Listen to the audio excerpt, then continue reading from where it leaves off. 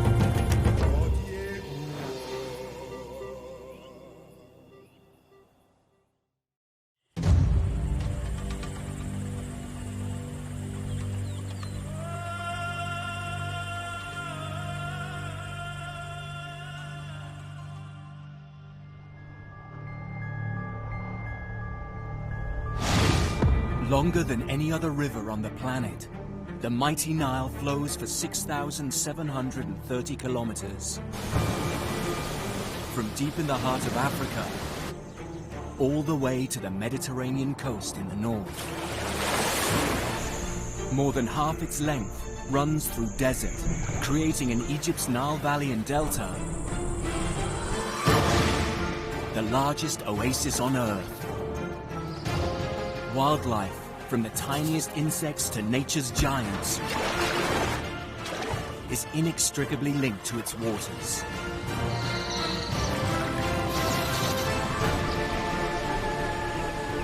Its catchment area covers 1/10 of the entire African continent, and the river has been a lifeline for animals and people for thousands of years.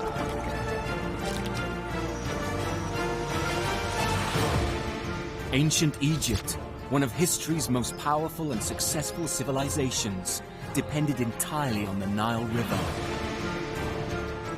Every year the great river flooded, bringing rich volcanic soil that fed their fields and fueled their economy. But the source of this almighty river remained a mystery.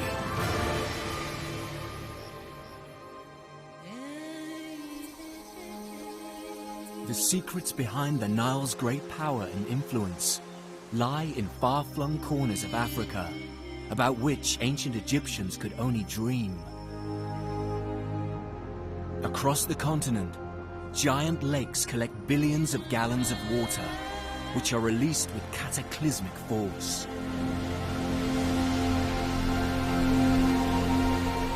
In Africa's highest mountain ranges, curtains of cloud hide snow-capped peaks, and the great Nile River's true beginnings.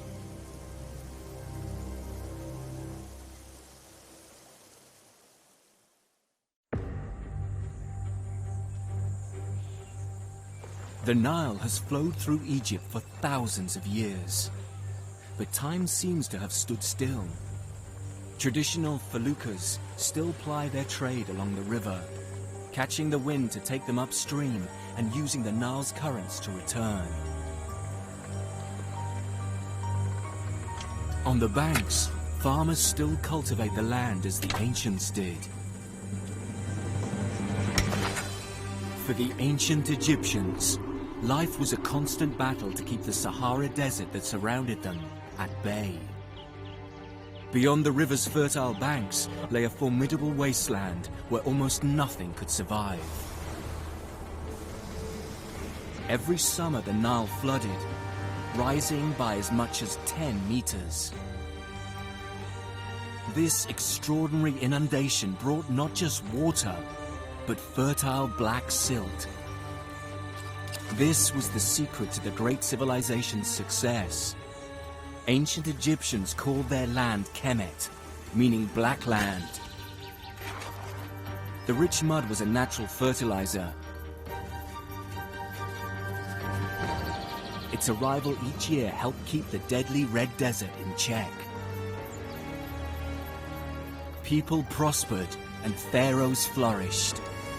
The Great Flood was seen as the triumph of order over chaos.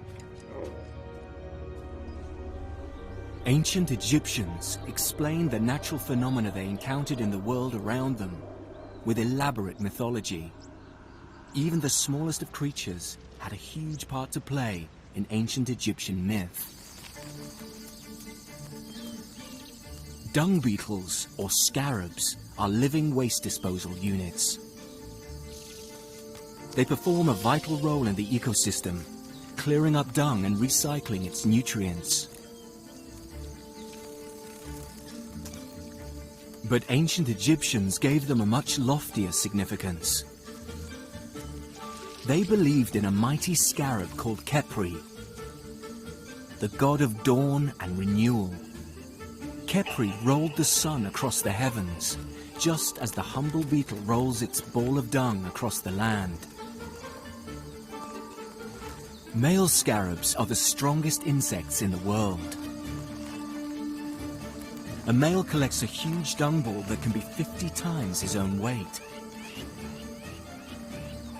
He works in reverse, using his back legs to propel the ball.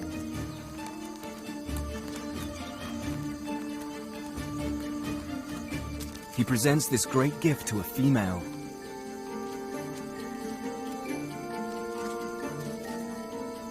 If she accepts his advances, she hops on board and hitches a ride.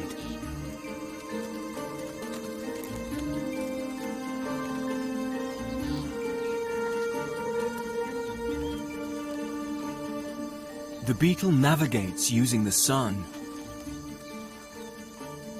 pushing the ball in a straight line until he reaches a soft patch of earth. Together, the couple bury their ball.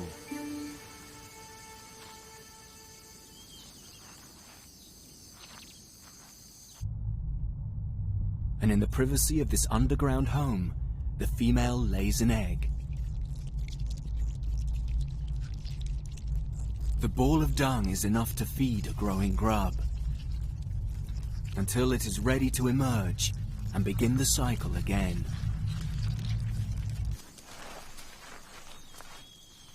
To the ancient Egyptians, burying the dung ball represented the setting of the sun and death, and the new beetle's appearance signified sunrise and rebirth.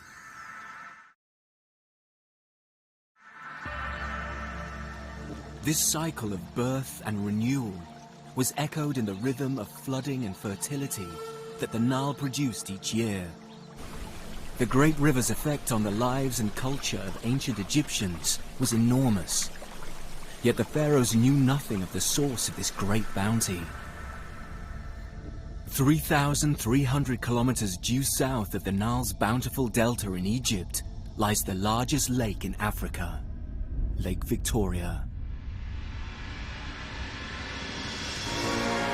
Straddling Kenya, Tanzania and Uganda, it's a vast inland sea that swallows up the horizon.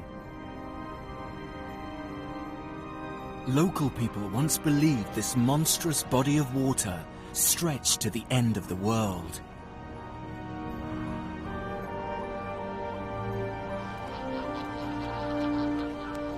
They were almost right. The river it feeds stretches to the far edge of the continent.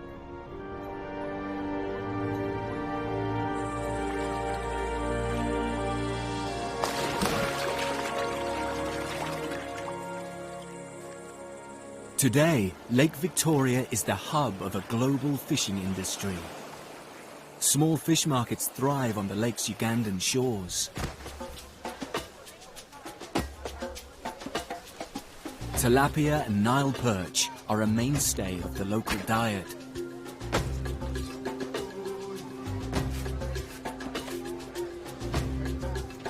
And it's not only humans that enjoy the catch of the day.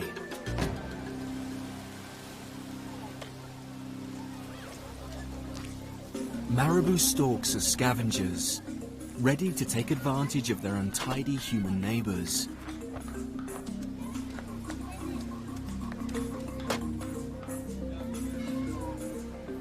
Their bare head and neck help them stay clean when feeding on a rotting carcass. The pink wattles hanging at their necks expose a large area of skin, which helps them keep cool in the tropical sun.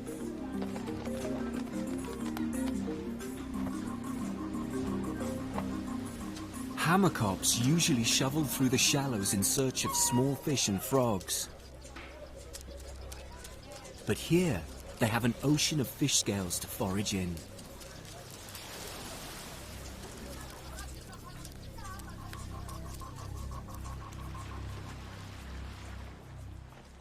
But fish isn't the only thing on the menu.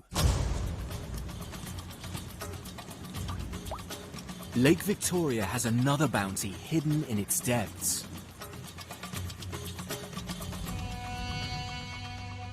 Mysterious black clouds twist over the lake. They bring not rain, but insects. Spiraling super swarms of flies. The dancing flies are at the mercy of the wind and are often blown inland.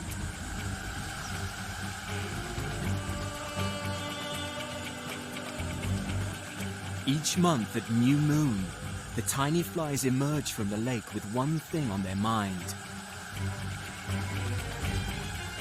They gather together in countless billions to breed.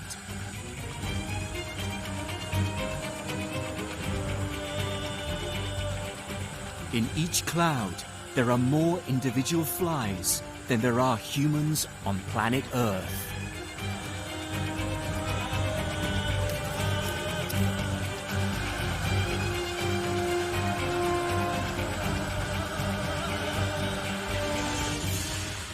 An orb weaver has struck spider gold.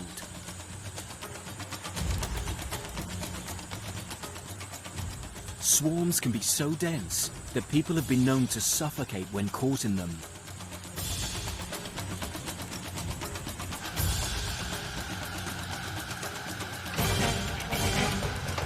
But like the spider, humans too have learnt to snare their share of the fly glut.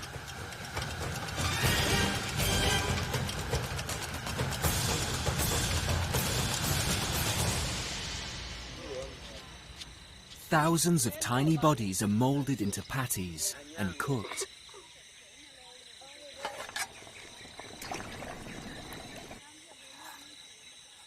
It's an acquired taste, but pound for pound, fly burgers provide 6 times as much protein as ox liver.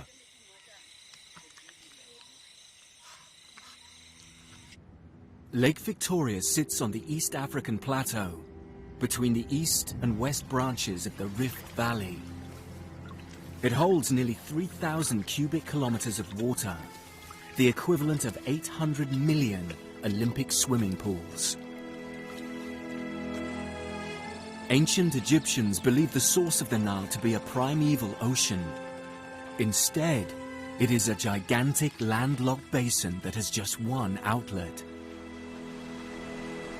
In Uganda, on the lake's north shore, the Nile is born.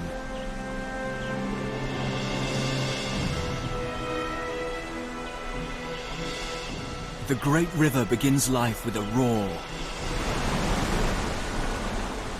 thundering over the rocky riverbed to create the Bujagali Rapids.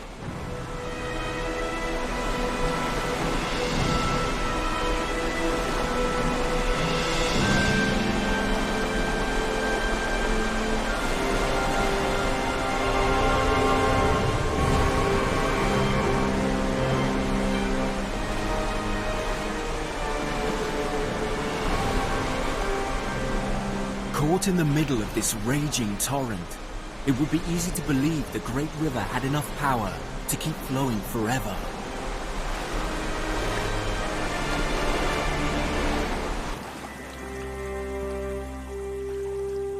But just a few kilometers north of the rapids, the river is already beginning to drag its heels. This lazy waterway doesn't seem to have the energy to make it over 5,000 kilometers all the way to the Mediterranean Sea. On the calm waters, expert anglers put their skills into practice. African fish eagles are some of the most efficient hunters on the river.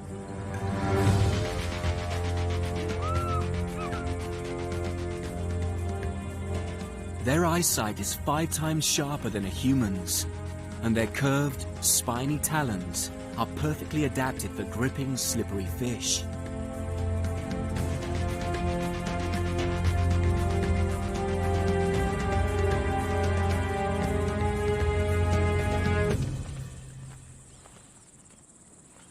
But they are not the only fishermen here.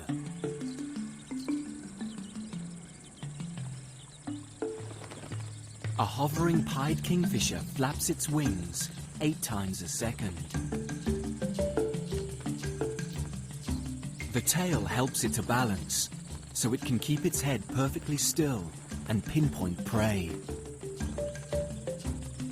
10 meters above the water, it is out of sight of the unsuspecting fish under the surface.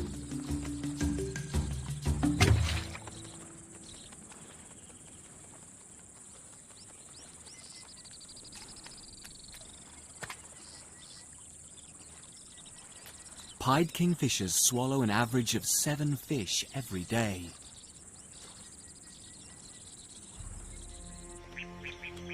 No sooner has the Nile settled into a steady long-haul pace than it faces a surprise.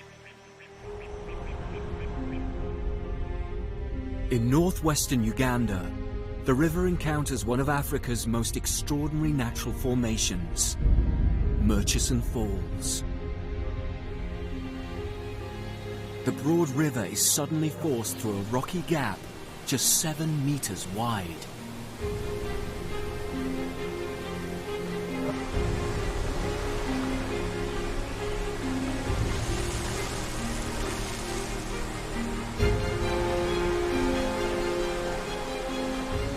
$300,000 liters of water plummet over Murchison Falls every second.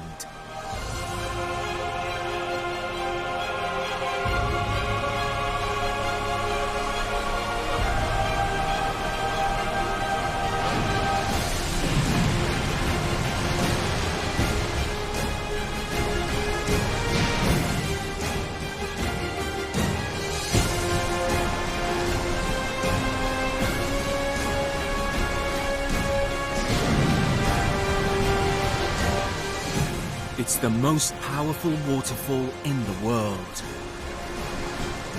Local people have long found the force of the water mesmerizing, and once believed these falls to be the dwelling place of God.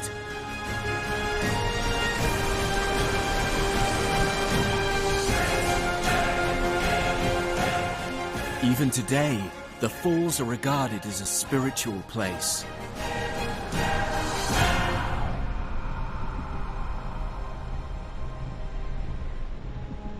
Some river boatmen still make secret sacrifices here, believing it will keep them safe on the wild Nile waters. A chicken or goat unlucky enough to be thrown into the violent waterfall would never survive the pounding torrent of water.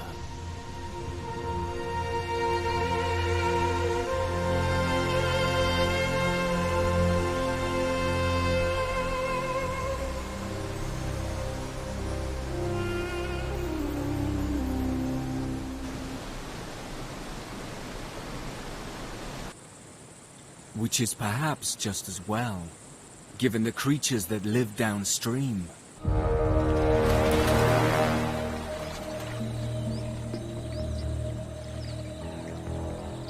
They are some of the Nile's most notorious inhabitants. The crocodiles living below Murchison Falls are some of the biggest in the world. Many grow to be 6 meters long.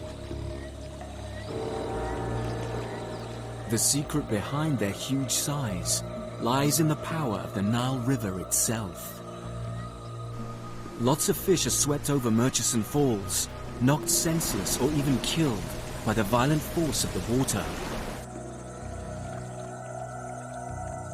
The crocodiles living here are perfectly placed to snap up whatever comes their way.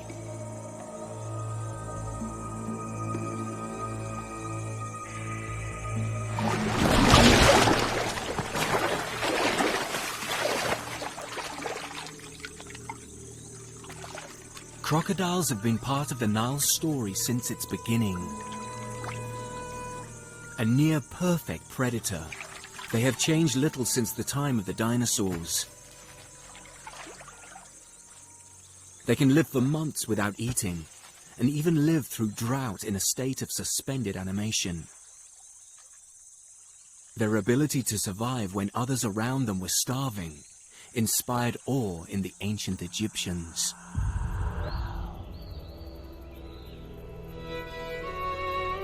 They worshipped Sobek, the crocodile god.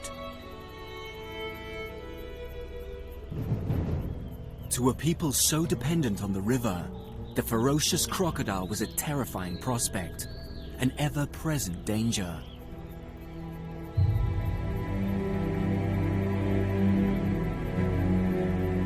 The ancient Egyptians believed Sobek made the Nile from his sweat.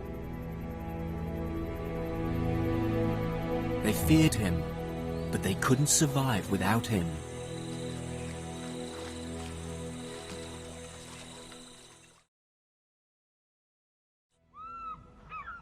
This corner of northern Uganda, around Moshi Falls, is a haven for wildlife. Africa's big carnivores eat their way through herds of herbivores, and where there are hunters, there are scavengers.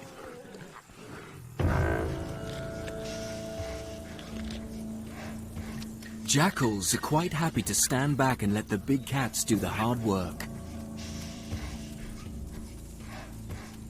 But when the lions have left, they need to work quickly to get a share of the leftovers.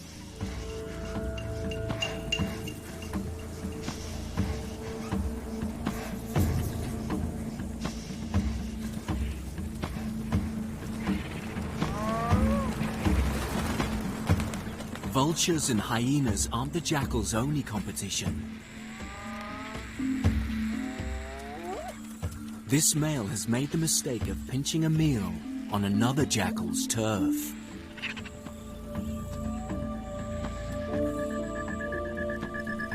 And he's been caught in the act by the resident pair.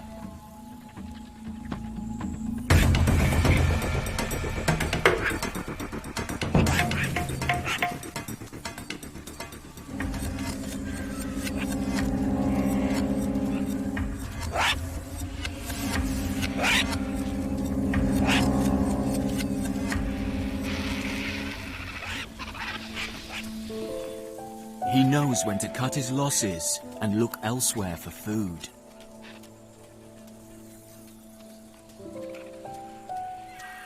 The jackal's taste for carrion fascinated and frightened ancient Egyptians. His shadowy figure around graveyards filled people with dread. The idea of a jackal feasting on human remains struck horror into their hearts. To counteract this ghoulish image, the ancient Egyptians deified the jackal as Anubis, god of the dead. They lived in a fragile paradise where death was a constant threat. In years when the flood failed to come, millions of people starved and dynasties crumbled. In Anubis, they turned their nightmare, the jackal, into an ally. He accompanied the dead on their journey to the afterlife, ensuring they came to no harm.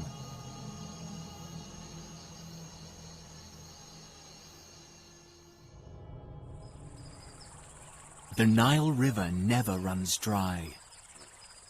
Huge though it is, Lake Victoria alone cannot provide enough water to fuel the Nile all the way to the sea. The secret behind this inexhaustible flow lies in a mysterious range of mountains on the western edge of Uganda. Lake Victoria's little cousins, Lakes Albert and Edward, sit either side of the ruined Zori Mountains. In the local language, ruined Zori means rainmakers.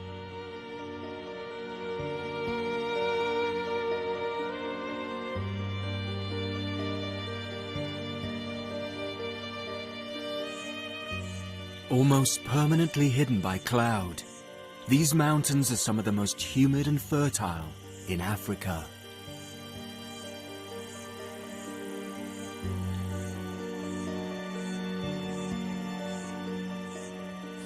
Their forested slopes are home to wildlife galore.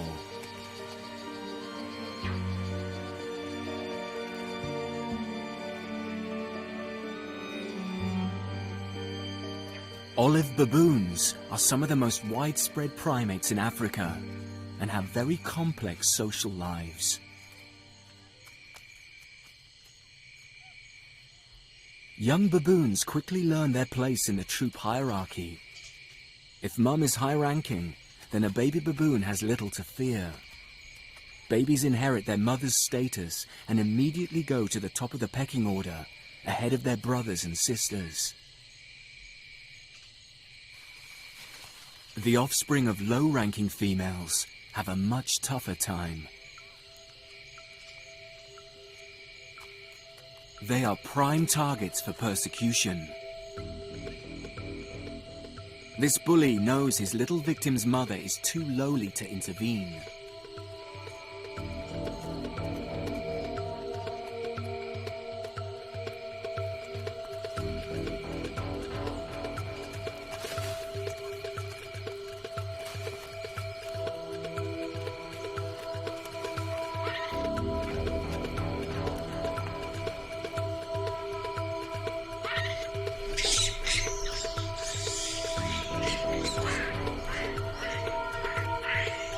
But baboons run a protection racket.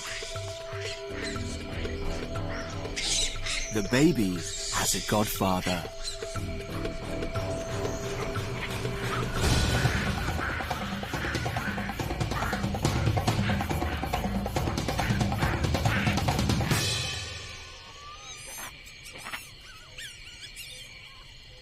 Definitely worth having on your side. In return for his protection, the godfather is rewarded with a prize every baboon craves: grooming. This nitpicking is the cornerstone of baboon society. It reinforces bonds and keeps everyone abreast of who's in league with whom. And the female will be much more inclined to mate with an ally than with a stranger. Ancient Egyptians associated baboons with the sun god Ra.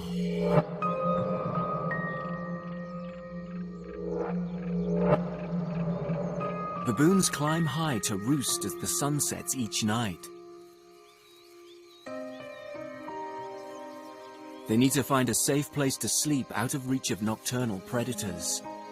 But the ancient Egyptians interpreted their behavior as sun worship.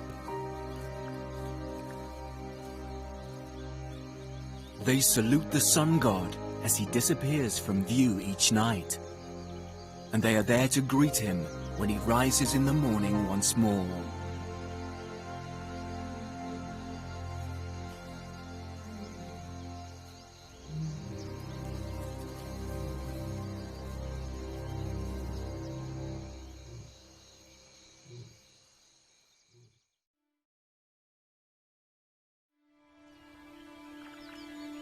As the sun rises in the ruined Zori, it sheds light on one of the Nile's mysteries.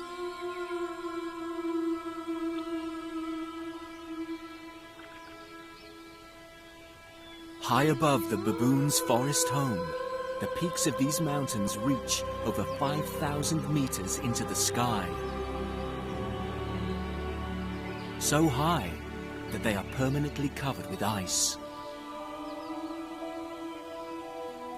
As this frozen reservoir gently melts, water seeps into alpine bogs, feeding streams which trickle and then roar down the mountain, and ultimately into the Great Lakes.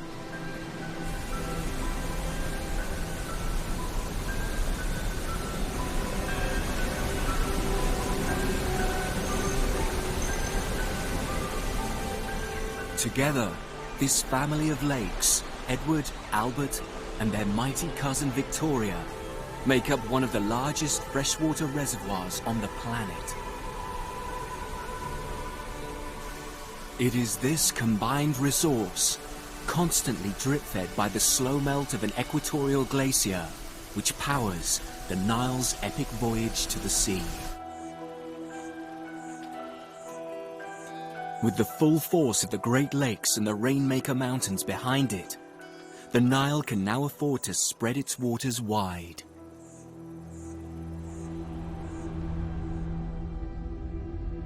In southern Sudan, the river opens out into one of the largest wetlands in Africa.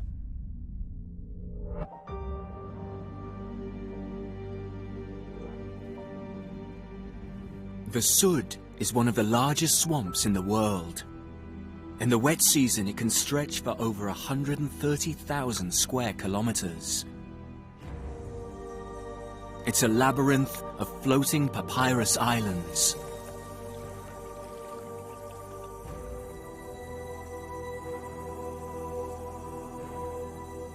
The main artery of the Nile vanishes into a treacherous cat's cradle of narrow channels and glassy lagoons. Navigation is virtually impossible. The landscape is constantly changing. Rafts of papyrus grass are there one day and gone the next. Many an explorer has been lost for weeks in the Sud's impenetrable waterways.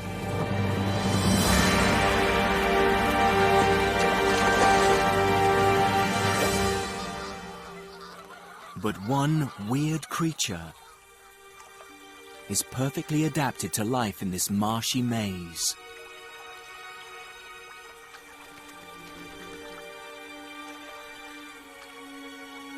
Shoebill storks are one of Africa's rarest and most peculiar birds.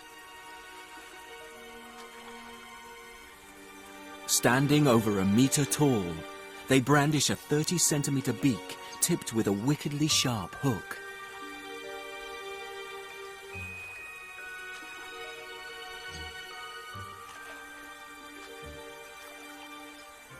Huge feet spread their weight over floating mats of vegetation.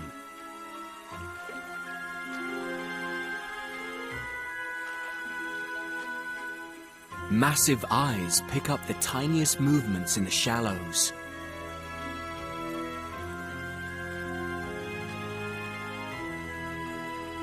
Any fish fixed with this malevolent glare is not long for this world.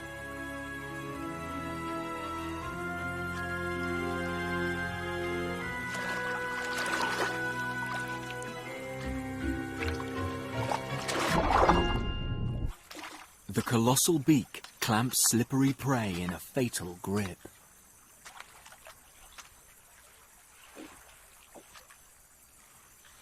No wonder ancient Egyptians saw the shoebill as an omen of bad luck.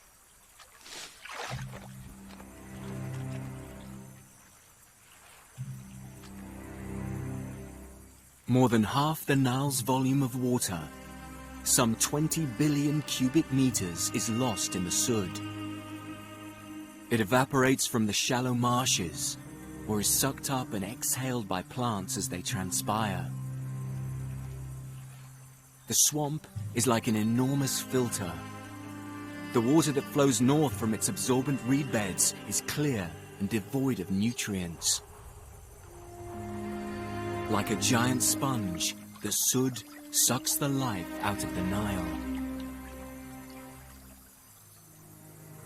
But 800 kilometers north of the Great Swamp, the river is given new energy.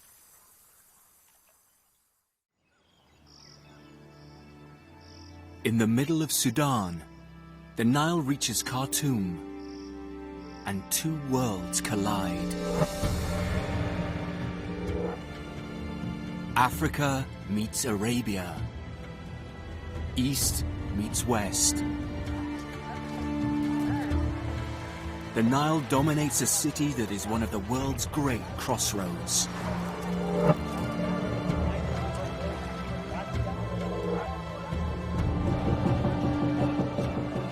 Sufi mystics spin on the spot until they enter a trance-like state of ecstasy,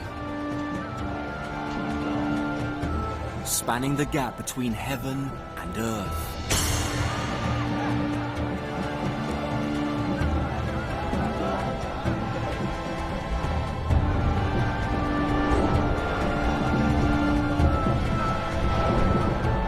And as two worlds collide,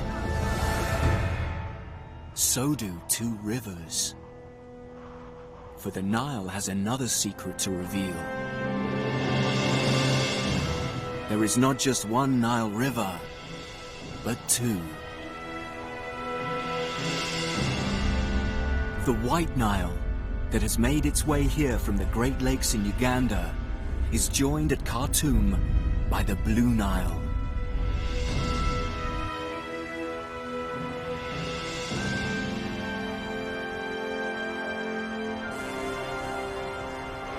Arabic poetry describes this confluence as the longest kiss in history.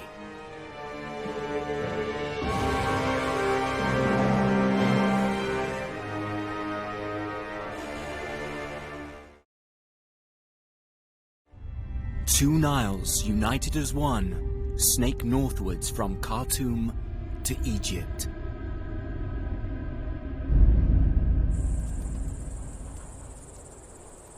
Gone are the green lands of the Nile's birthplace. For nearly 2,000 kilometers, the river makes its way through some of the hottest and harshest desert on Earth. Temperatures soar to over 40 degrees Celsius, and it almost never rains. This desolate land is known as the Belly of Stones.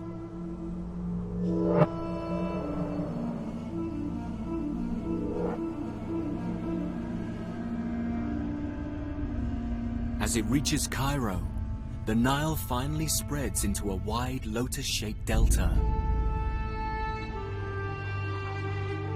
Covering over 25,000 square kilometers, it's one of the largest deltas in the world and one of the most abundant wetlands.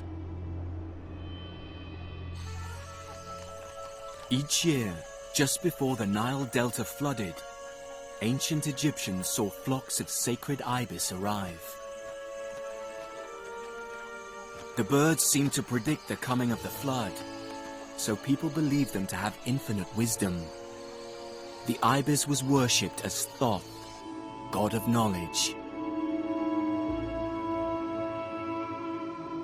Thoth was the god's scribe, and it was he who invented writing and hieroglyphics.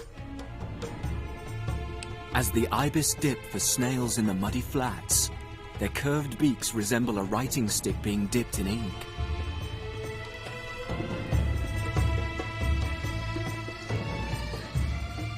Sensors inside its beak help an ibis identify food buried deep in mud.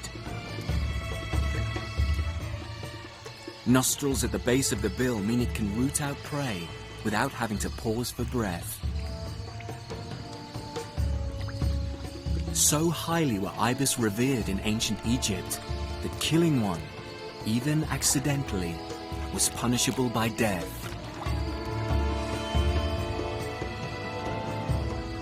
The ancient Egyptians believed the Nile flood was the will of the gods.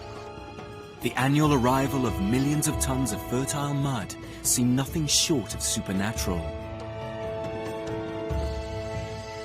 The reality is almost as remarkable. The Blue Nile's dark waters flow to Khartoum from Ethiopia.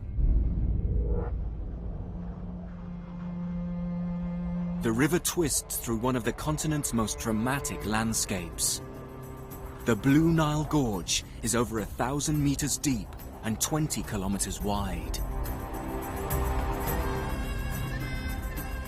It's Africa's Grand Canyon.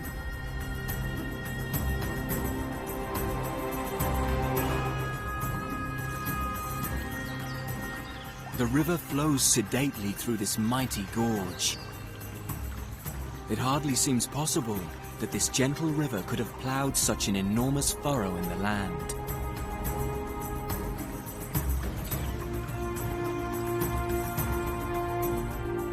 The answer lies hidden in the Ethiopian highlands. 80% of the continent's highest mountains are here, some reaching over 4,500 meters. They are known as the Roof of Africa. In the Gish Hills, springs bubble to the surface.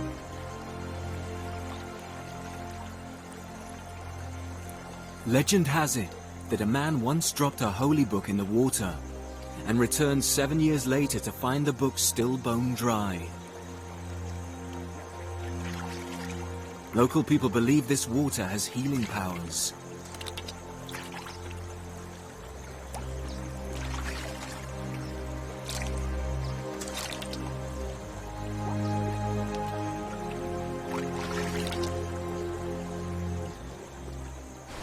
This sacred stream is considered to be the source of the Blue Nile.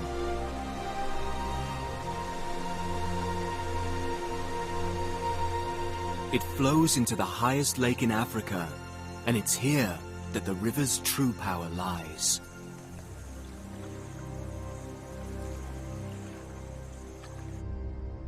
Lake Tana sits in a vast depression, 1,800 meters above sea level in the Ethiopian highlands. Its surface covers nearly 4,000 square kilometers. This enormous natural water tank collects water from the surrounding hills and releases it into the Blue Nile. Banks of papyrus reeds flourish on the lake and have been colonized by some of nature's finest engineers.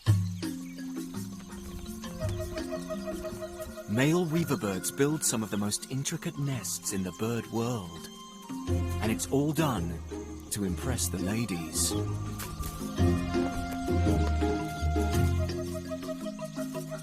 Whenever a female is close by, the males down tools and put on a show. Each one furiously flutters his wings to attract the female's attention.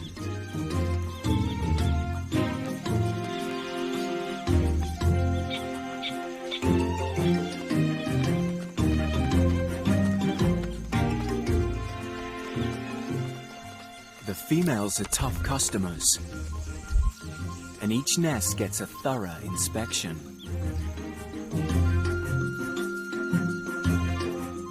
Only the best properties pass the test. She'll mate with the male who has the strongest and safest nest. One over-ambitious architect struggles to make ends meet.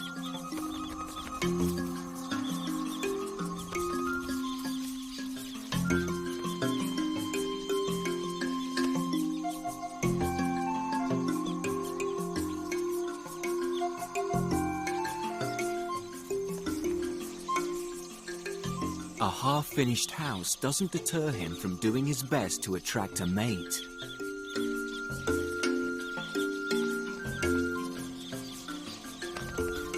But unless he gets more than the foundations in place soon, his chances of being a father this season are slim.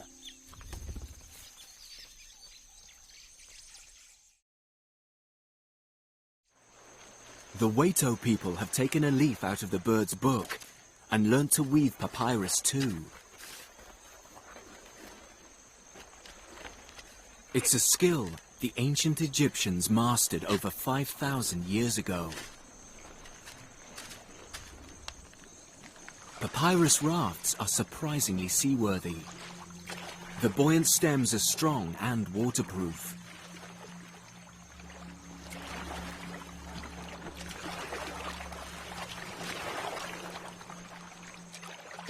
In Ethiopia, they have been used as ferries between Lake Tana's many islands for generations.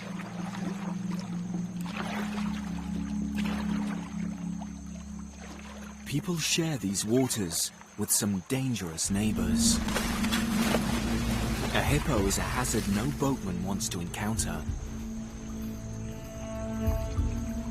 A hippo's huge teeth never stop growing and are kept knife sharp by constantly grinding against each other. They can be lethal weapons.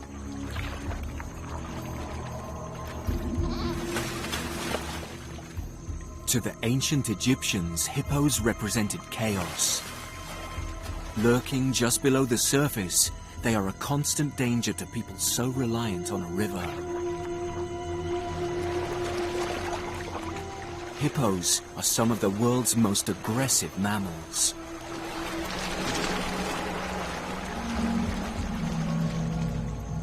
But the ancient Egyptians regarded the hippo-headed icon, Taweret, as the protector of pregnant women, and worshipped her as a goddess of fertility.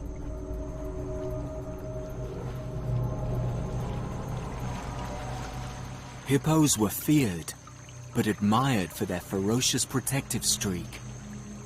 Females defending their young can be just as aggressive as territorial males.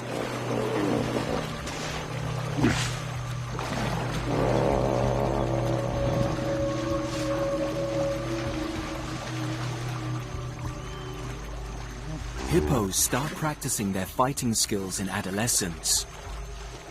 For young hippos, yawning contests are a chance to size up the competition and test their own strength.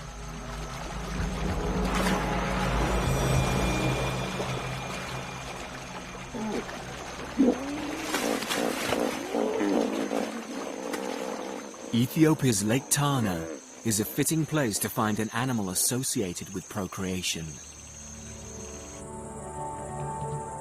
It holds the secret behind the annual rebirth of ancient Egypt's farmlands.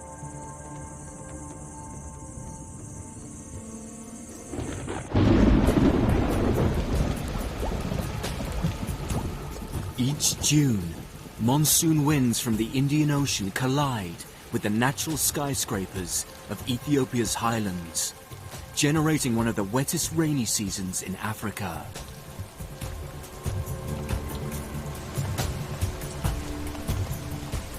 Over 2 meters of rain pummels the hillsides in just a few weeks.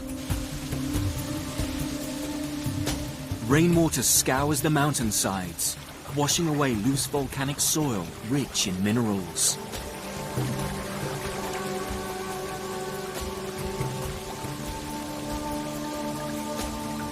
It all ends up in Lake Tana. Over 60 rivers run into the lake, but only one flows out: the Blue Nile. 30 kilometers downstream from the lake, the river spills off a massive rock ledge. The Blue Nile Falls are known locally as Tis Isat, smoking water.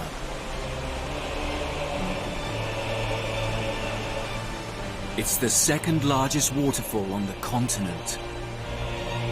In the dry season, there is little more than a trickle. But for a few weeks during the rains, the Blue Nile swells to over 50 times its size.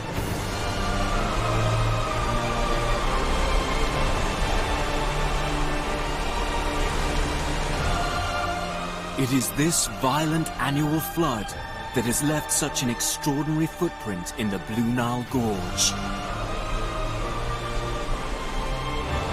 The muddy waters carry a precious load. Ethiopia's mountain land is fertile.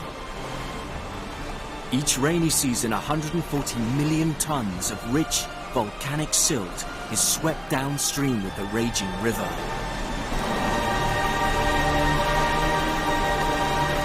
It's not gold, but it might as well be. This is the mud on which ancient Egypt was founded.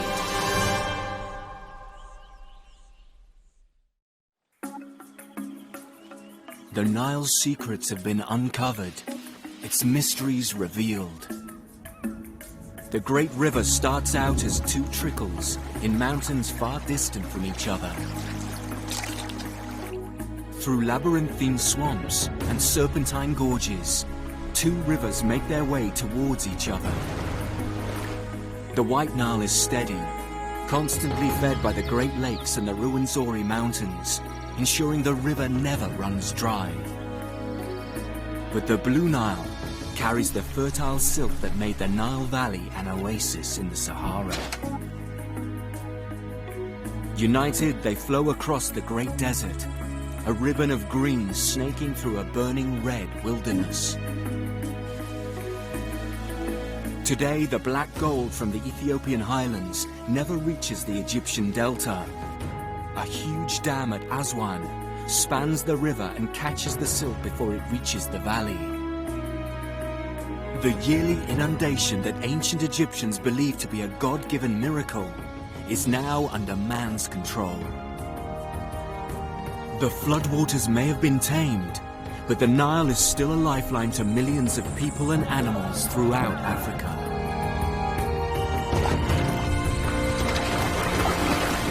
And it remains one of the most influential and awe-inspiring rivers in the world.